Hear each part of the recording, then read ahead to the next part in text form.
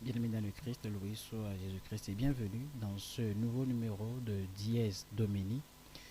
Nous allons partager donc l'évangile de ce dimanche. Nous sommes au 34e dimanche du temps ordinaire de l'année liturgique C et nous avons le plaisir d'accueillir dans cette émission le Père Magloire, Père loué soit Jésus-Christ. À jamais. Grâce à la technologie, nous pouvons communiquer, nous pouvons parler et c'est grâce à cette technologie-là qu'aujourd'hui nous allons discuter avec vous puisque vous n'êtes pas sur le plateau avec nous, mais vous êtes en direct. Père, nous vous disons merci. On rend grâce à Dieu. Nous allons marquer la courte pause derrière. Le Père va procéder à la proclamation de l'évangile de ce dimanche.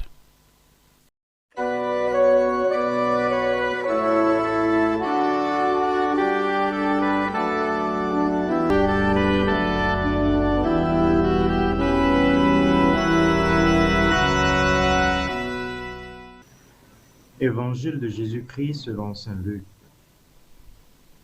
En ce temps-là, on venait de crucifier Jésus et le peuple restait là à observer. Les chefs tournaient Jésus en dérision et disaient: Il en a sauvé d'autres, qu'il se sauve lui-même s'il est le Messie de Dieu, l'élu. Les soldats aussi se moquaient de lui. S'approchant, ils lui présentèrent de la boisson vinaigrée en disant: Si tu es le roi des Juifs, sauve-toi toi-même. Il y avait aussi une inscription au-dessus de lui: Celui-ci est le roi des Juifs. L'un des malfaiteurs suspendus en croix l'injuriait: N'es-tu pas le Christ? Sauve-toi toi-même et nous aussi. Mais l'autre lui fit de vifs reproches: Tu ne crains donc pas Dieu? Tu es pourtant un condamné toi aussi. Et puis pour nous c'est juste. Après ce que nous avons fait, nous avons ce que nous méritons. Mais lui, il n'a rien fait de mal. Et il disait: Jésus, souviens-toi de moi quand tu seras dans ton royaume. Jésus lui déclara: Amen, je te le dis, aujourd'hui, avec toi, tu seras dans le paradis. Acclamons la parole de Dieu. Louange à toi, Seigneur Jésus.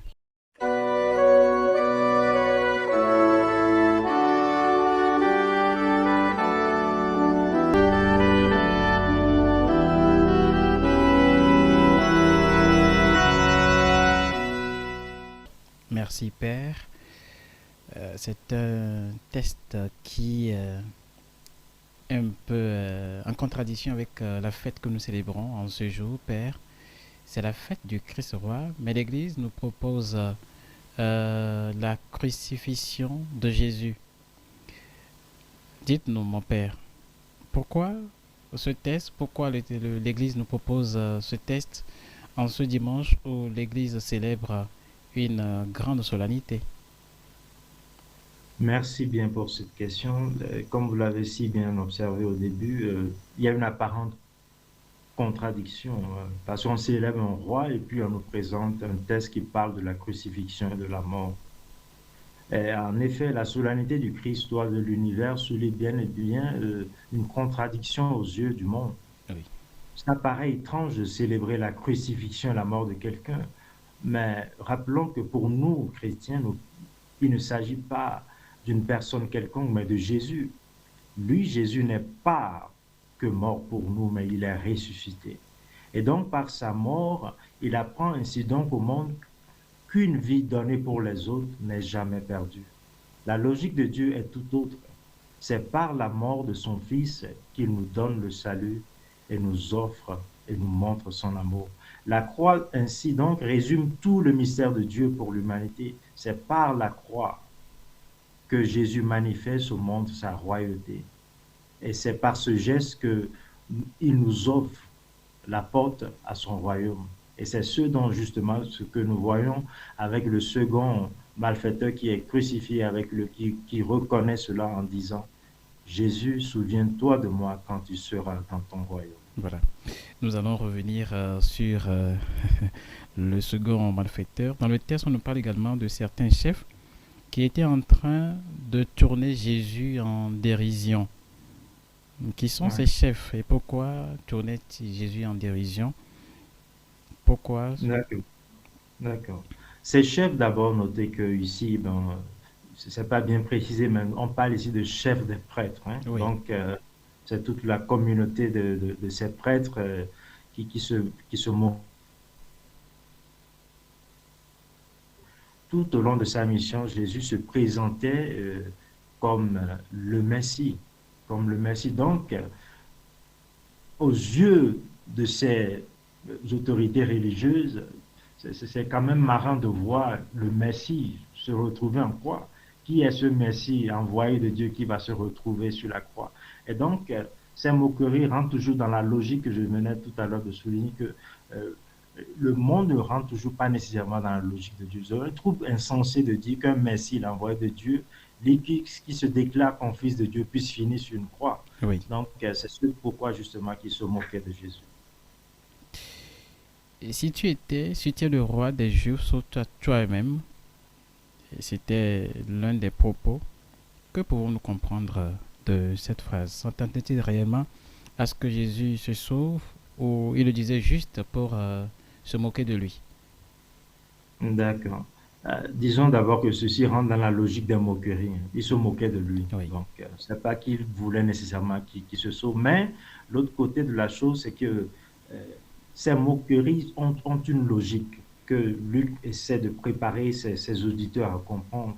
Parce que il disait qu'il en a sauvé d'autres, qui se sauve. qu'il se sauve Voilà. lui-même s'il est le Messie. Et puis nous allons voir la même réaction aussi avec les soldats qui disaient, n'es-tu pas le Christ, sauve-toi toi-même. Oui, Et dans la même logique, nous voyons aussi l'autre malfaiteur qui est crucifié avec Jésus qui dit la même chose pratiquement. Sauve-toi toi-même et nous aussi. Donc, tout ça, là, ça rentre dans cette logique de moquerie. Mais voyons que cette moquerie a été formulée d'une façon qui nous rappelle les tentations de Jésus au désert. Dans les tentations de Jésus au désert, au chapitre 4 de Luc, si vous vous rappelez très bien, il s'agissait de mettre Jésus à à l'épreuve l'épreuve. pour montrer qu'il était vraiment le Fils de Dieu. Si tu es le Fils de Dieu, dis par exemple à cette pierre qu'elle devienne du pain. Donc là, il était plutôt question du Fils de Dieu. Mais ici, c'était la question même du Messie. C'est justement, donc derrière ces moqueries, nous voyons, c'est Luc qui essaie de nous présenter que derrière ces moqueries, c'est justement Satan qui est à l'œuvre. C'est Oui, justement Satan qui revient sur la scène. Déjà au chapitre 14 que je soulignais tantôt au désert, après avoir mis Jésus à l'épreuve, après l'échec, il s'est retiré et le texte nous disait qu'il attendait le moment opportun pour revenir. Donc, par ces moqueries qui reviennent par trois fois, nous donne directement une liaison à faire avec les tentations, les trois tentations que Jésus a passées dans le désert. dans le Donc, désert. autrement, c'est Satan ici qui essaie de remettre Jésus encore à l'épreuve pour une dernière fois sur la croix pour voir est-ce qu'il peut l'amener jusqu'à bout. Donc, autrement dit, pour Satan, oui, Satan veut que Jésus descende de la croix Oui, et cela allait être une réussite pour lui. Mais oui. Jésus, comme nous le verrons, Pour désobéir son Père. exactement, exactement. Mais devant toutes ces moqueries, Jésus a gardé un silence. Il n'a pas dit mot jusqu'à l'appel du bon larron qui lui demande de se souvenir de lui. Comment est-ce qu'on peut expliquer ce comportement, cette attitude de Jésus devant donc ces moqueries?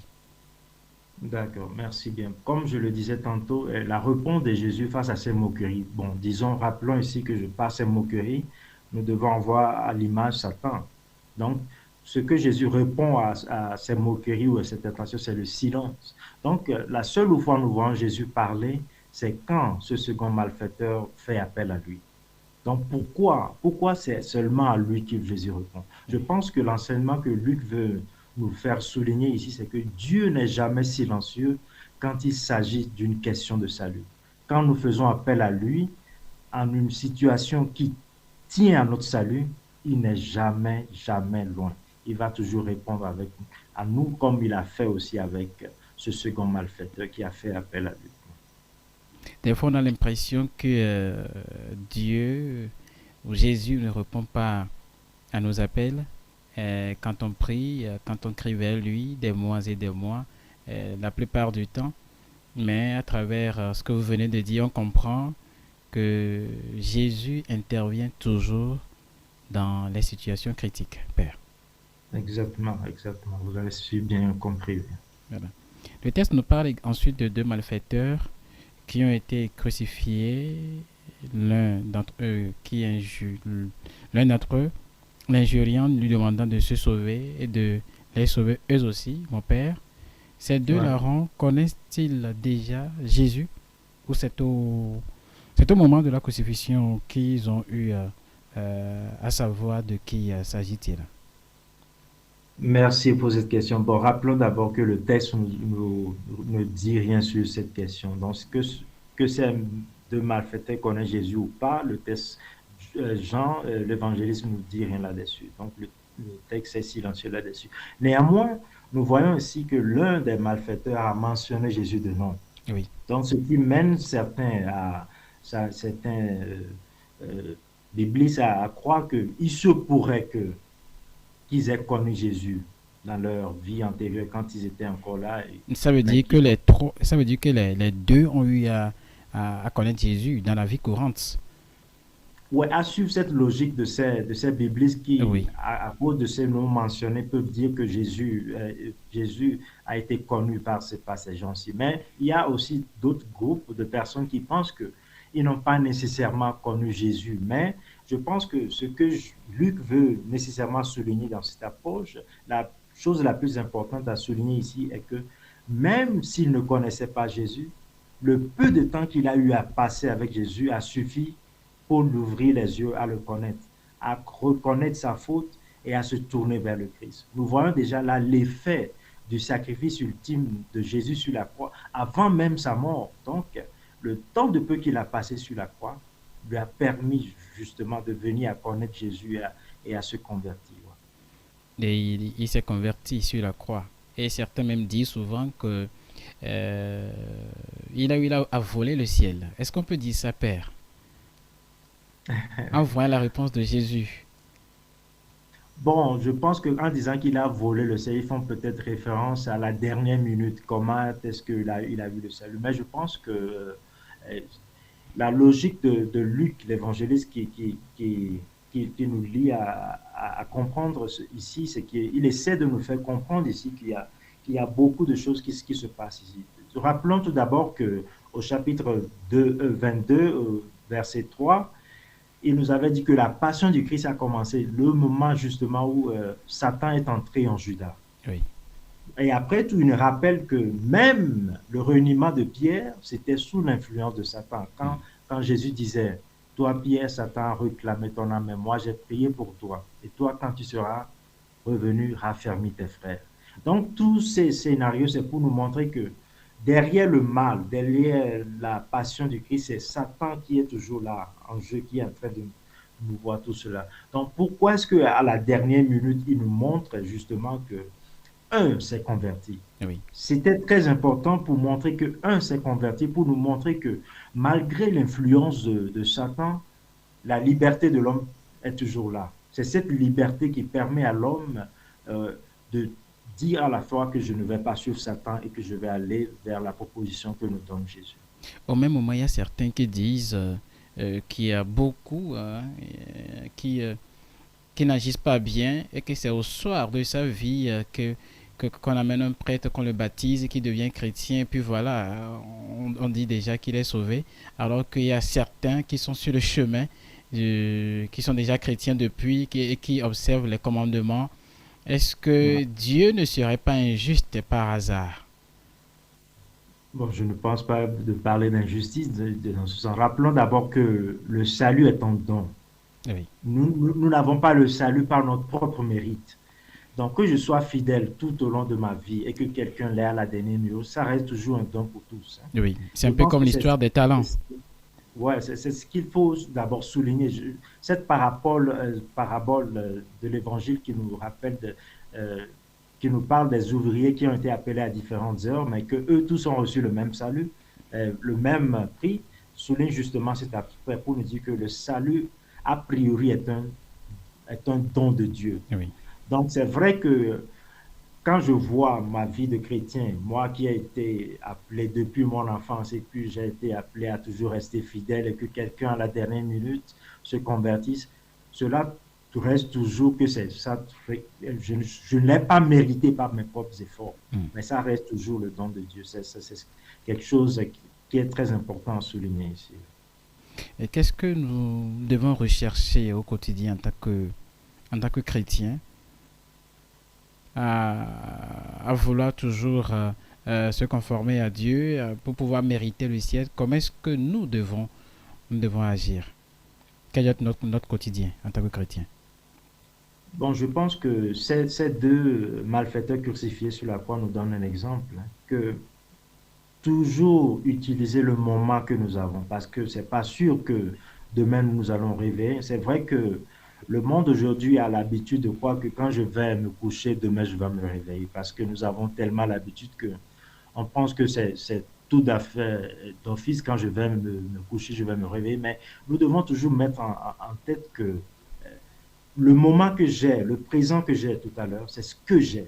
Oui. C'est d'ailleurs ce pourquoi dans l'évangile de Luc, nous voyons beaucoup d'insistance sur aujourd'hui. D'ailleurs, même Jésus sur la croix dira, aujourd'hui même, tu seras avec moi dans le paradis. Donc, l'insistance de l'aujourd'hui, c'est ce que nous avons. Donc, qu'est-ce qu'il faut faire? C'est de profiter de notre aujourd'hui pour nous tourner vers le Christ. Donc, ce malfaiteur a su faire preuve de, de tirer profit de son aujourd'hui. Le peu de temps qu'il avait avec Jésus sur la croix lui a suffi. Ça lui a permis d'adhérer au projet de Dieu et à bénéficier de ce salut. Dans le Donc, verset, dans le dernier verset du texte, Jésus déclara au deuxième larron, Amen, je te le dis, aujourd'hui, avec moi, tu seras dans le paradis, mon Père. Ce paradis dont parle Jésus, est-ce que c'est la vie éternelle? oui, vous avez vraiment raison de dire que le terme paradis ici qui est utilisé n'est qu'une autre manière de nous parler de la vie éternelle. Mm. Mais je vais plus loin en disant, mais Oui. pourquoi justement parler de paradis? Mm. Et pourquoi ne pas nous dire qu'aujourd'hui même tu seras avec moi, tu auras la vie éternelle? Pourquoi utiliser le paradis ici? Voilà. Rappelons que ce thème revient trois fois dans l'évangile, dans le Nouveau Testament en général. Quand ça apparaît dans le livre de la Révélation, c'est pour nous parler de l'endroit où se trouve l'arbre de la vie. Et puis, dans la lettre de Saint Paul aux Corinthiens, où Paul témoigne de quelqu'un qui a été enlevé au paradis.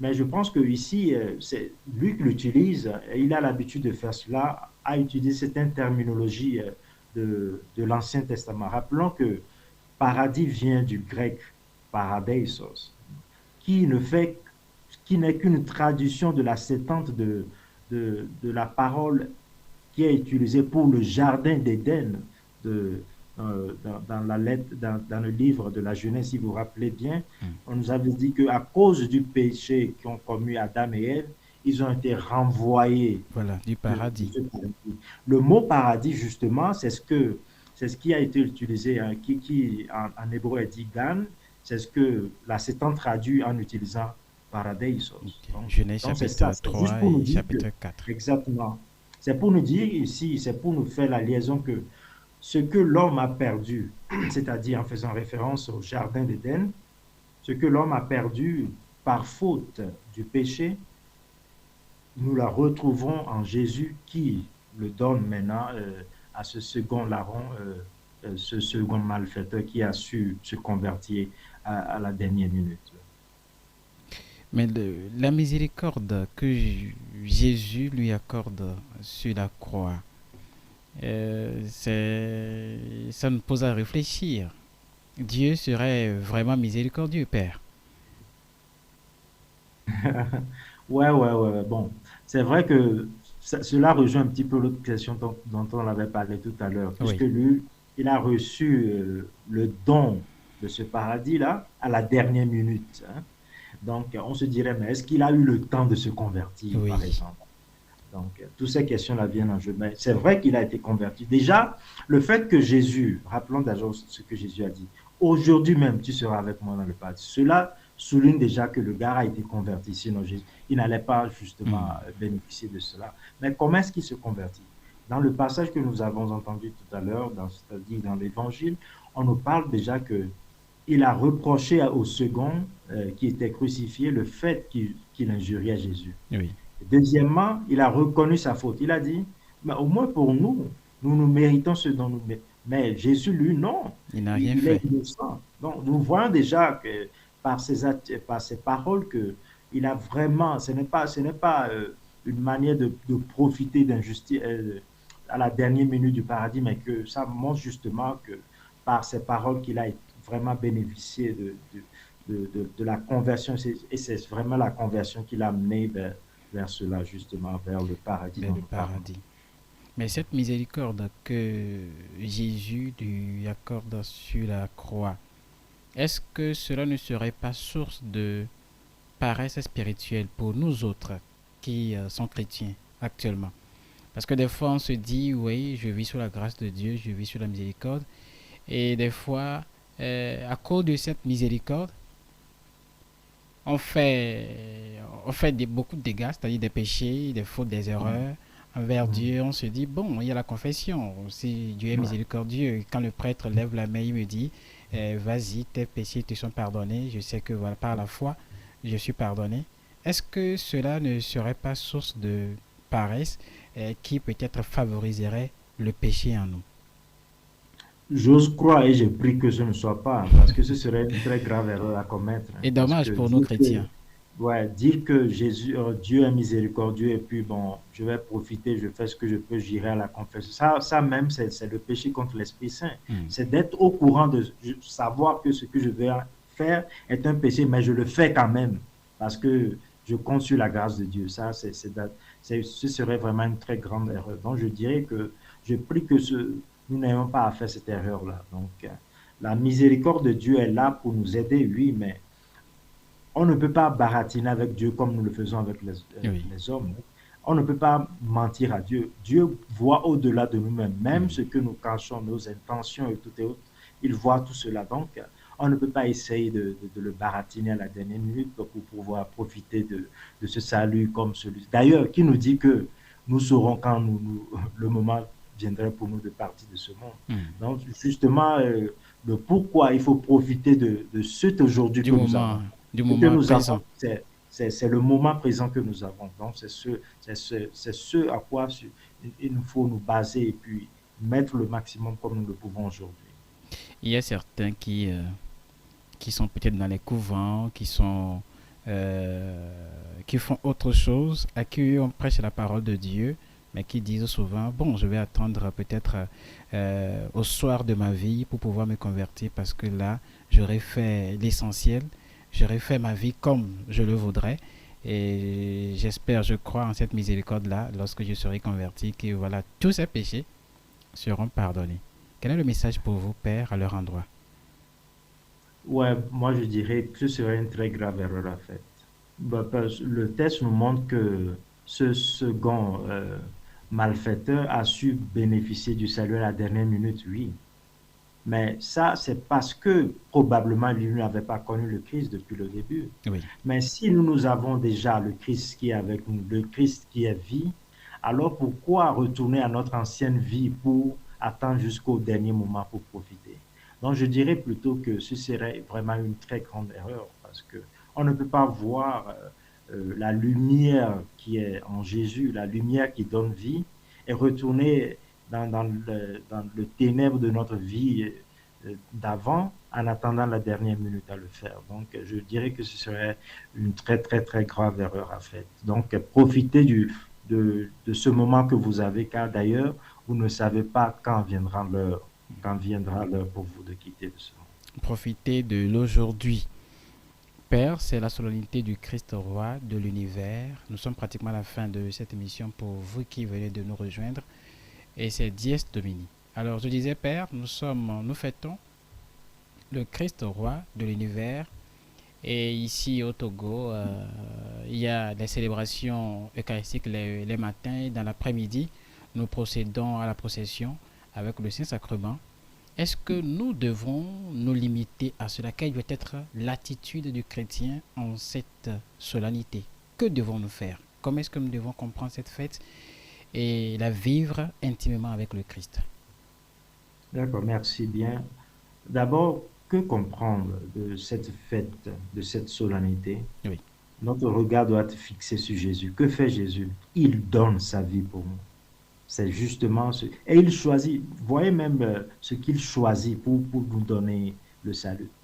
Une mort terrible. Une mort, même dirais-je, d'un malfaiteur. Il Oui. est mort comme un malfaiteur, bien qu'il n'a pas commis de péché. Donc vous voyez, la logique de Dieu est tout autre. C'est sur la croix qu'il révèle au monde sa royauté à lui. Et sa royauté à lui se montre justement aux yeux des hommes par sa souffrance et, et sa mort sur la croix. Si lui, Jésus, a su faire ce sacrifice pour nous, je pense que cela en dit beaucoup aussi de l'attitude du chrétien. Le chrétien est celui qui est appelé à imiter Jésus, à savoir que la mort n'est pas la fin, mais qu'une vie donnée euh, avec le Christ pour les autres n'est jamais perdue. Et justement, le Christ sera ressuscité et c'est la même réalité, c'est le même salut que nous promet Jésus si nous osons aussi donner notre vie comme lui pour nos frères et sœurs. Au-delà de la procession, comment est-ce que nous devons nous comporter en cette solennité? Non, au-delà de la procession qui déjà honore Jésus et autres, donc je dirais que l'autre aspect, c'est la personne elle-même, l'attitude à adopter. Et c'est cette attitude, c'est cet entendant justement comme Jésus lui-même l'a fait, c'est-à-dire en donnant, à être capable d'aimer jusqu'à donner la vie pour les autres.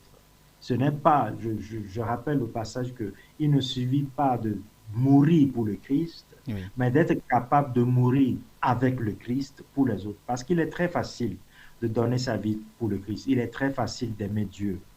Mais oublier justement le frère que je n'aime pas à côté, le frère qui me dérange chaque jour. Donc, Mais nous c'est un devons être contraste. capables On ne peut d'aller pas au-delà. aimer Dieu qu'on ne voit pas et puis le frère qui est à côté, on le déteste.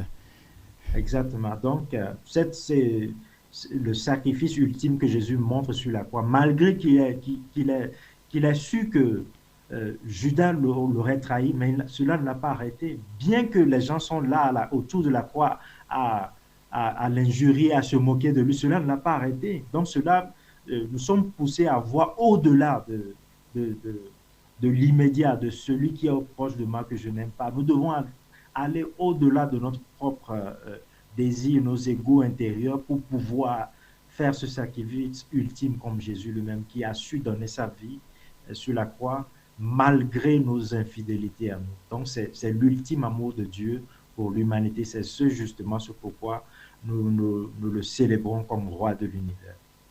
Père, nous vous disons un grand merci. Je ne sais pas si vous avez un dernier mot avant de clôturer cette émission.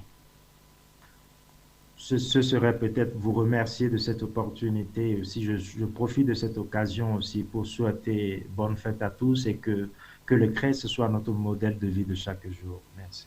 Amen. Père, nous vous disons un grand merci. Nous vous souhaitons également une très belle fête du Christ roi de l'univers et que le Seigneur soit toujours roi dans notre vie et que dans nos attitudes quotidiennes, dans nos comportements, nous reflétons le modèle que nous suivons qui est le Christ Jésus. Merci beaucoup, Père Magloire, et très bonne fête à vous. Merci bien. Chers amis, nous sommes à la fin de cette émission. Merci de l'avoir suivi. Était derrière la BVT, Honoré et Raymond. Je suis Deodatus Darano. Notre invité, c'était le Père Magloire Guetou.